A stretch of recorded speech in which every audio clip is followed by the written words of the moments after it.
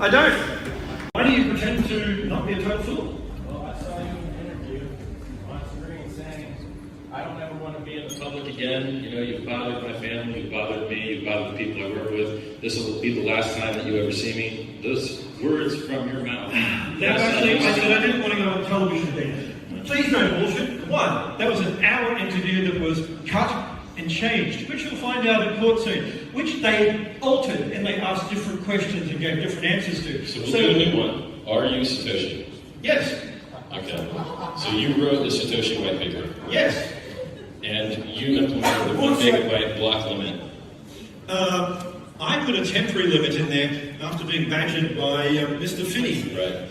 So when you had access to the code base and could update the GitHub, and when you had access to your account on Bitcoin Talk, and when you had access to your Satoshi@gmx.com email, when did you decide that you would stop using those and stop having influence over the project, and then side channel appear as a broke guy later with no successful business interests, no Bitcoin tied to his address, no running from the government in Australia from the Australian tax office? Sorry, I'm not actually running from Australia. I'm in Britain. You know those extradition laws in Britain to Australia? Sorry, morons who make things up. That's called libel and slander. That's why I've already got a number of people in court, because they're dumb. They have no idea that you can't basically be a public figure in Britain and run from the government. Right. You're only a public figure because you cosplay as Satoshi, right? No, Real Satoshi would still be writing Bitcoin improvement proposals. Real Satoshi would have been there with me fighting against BCH and taking the brand. But you didn't even fork real Bitcoin. You forked a copy of Bitcoin. You made a copy of a copy. I did not fork Bitcoin. Segwit forked Bitcoin. Right. So, no, you want to say these things and whatever else, and you want to say blah, blah, blah. No, I actually made a deal with Jihan. Jihan actually stabbed us in the back, so that's a different issue. I was watching you during the hash rate race when you were competing with Calvin's hash rate from CoinGeek to try and actually take over as the authoritative chain against Bcash. No, actually, I will say, and this is a controversial opinion I have that people don't like, I think Satoshi is deceased or a bitch. Vitalik invented Ethereum, and he's standing on stage, and he's not the most buff-looking dude, okay? He weighs maybe 100 pounds. And he stands on stage as the founder of a cryptocurrency and isn't a coward and doesn't run away and still writes software and still writes improvements and still donates to charity, supports sens.org, you know, trying to save your life with longevity research. He does all those things, and he doesn't hide away like a little bitch.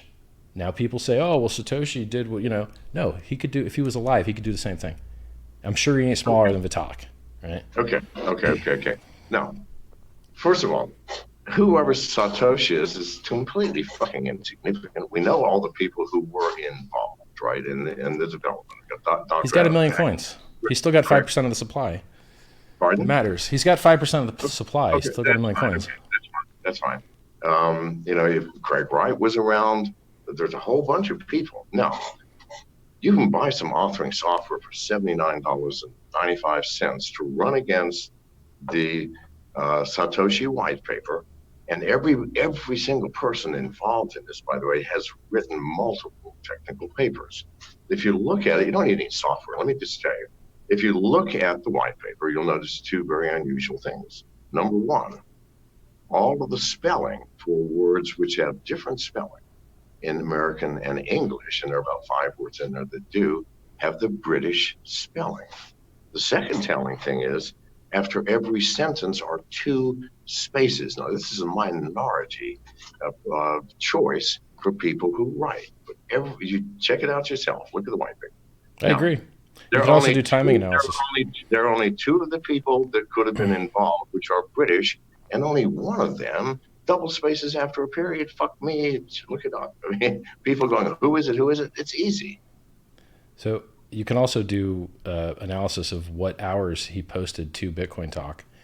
And you know that, so a lot of people try and be anonymous on the internet, and then there's an attack vector they're not aware of, which is a timing attack. So if you do real-time communication, and you say, hello, Richard, and I say, hello back, John, they know that you and I were communicating because my response was so short in time next to your transmission. Yes. So if you really want to be anonymous, you have to use different words and introduce random delays in your responses. That's a possibility, but why implicate one of the other players? Yeah, sure.